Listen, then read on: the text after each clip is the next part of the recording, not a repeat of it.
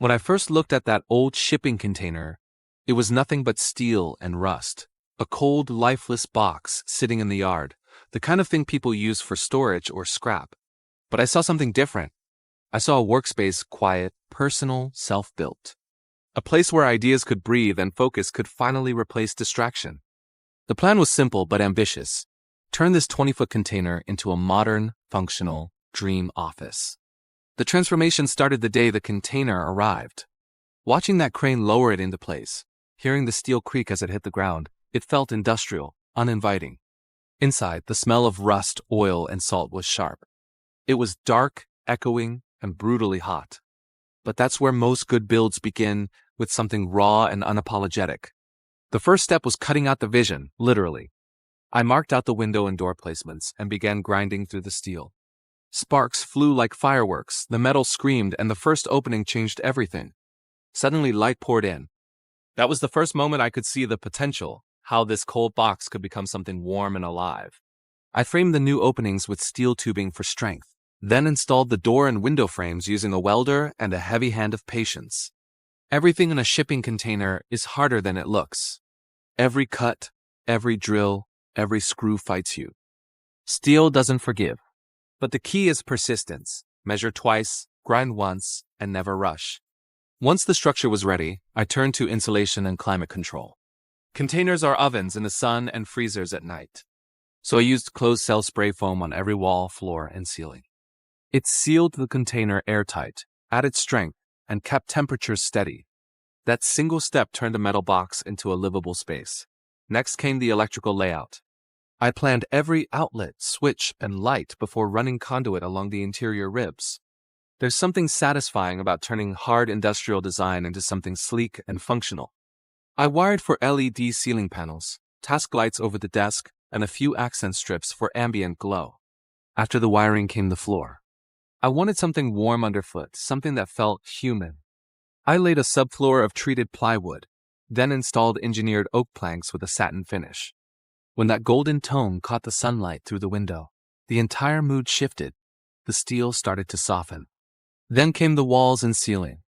I chose whitewashed birch panels to create a bright, airy look.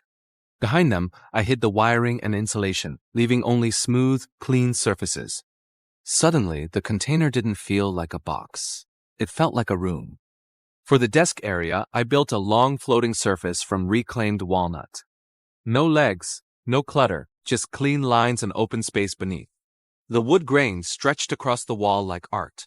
Over it, I mounted shelves from black steel brackets and rough-cut pine, giving it a minimalist industrial aesthetic. Then I added what every dream office needs: character. I installed a large front window overlooking the trees, framed in matte black steel. It brought nature into the workspace, a constant reminder that creativity thrives in calm. The opposite wall became a vertical pegboard system for tools, sketches, and notes. Functional design, always within reach. Next came climate comfort. I installed a compact mini-split unit, efficient, quiet, perfect for a small space. It was the one luxury I refused to compromise on. Comfort fuels focus, and focus is everything in a workspace. Lighting was the final magic. I added dimmable LEDs along the ceiling edges, a hanging pendant over the desk, and warm backlighting behind the shelves. When I flipped the switch that first night, the container glowed, soft, ambient, completely unrecognizable from what it had been just weeks before. And then the decor. I kept it minimal: a small rug, a potted plant, a few books, and framed blueprints of past builds. The simplicity wasn't emptiness, it was clarity. Every piece inside had a purpose. When I finally sat down at the desk, laptop open, warm light filling the space, I realized what I'd really built. It wasn't just an office, it was focus made physical. A structure born out of discipline and imagination. The old shipping container, once a vessel for moving goods across oceans, had found its final voyage, carrying ideas. And that's the beauty of projects like this. You start thinking you're just building a workspace. But what you're really doing is reclaiming space from distraction, from noise, from the chaos outside. You're creating boundaries for your energy. You're telling the world, this is where I work. This is where I build. This is mine. When people ask me if it was worth it, I tell them absolutely. Because the process taught me something fundamental. Creativity doesn't need luxury, it needs limits.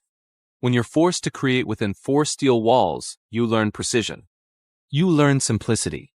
And you learn that transformation doesn't always mean starting over. Sometimes it just means seeing differently. Today, that container office stands as one of my favorite builds. Every time I walk inside, I feel the contrast, the cold metal outside, the warm calm within. It's a daily reminder that design isn't about size or budget, it's about intention. If you've ever looked at something ordinary and thought, maybe I could make this extraordinary, you're already halfway there. The rest is just steel, sweat, and stubbornness. Because with the right vision, even a rusted shipping container can become a dream.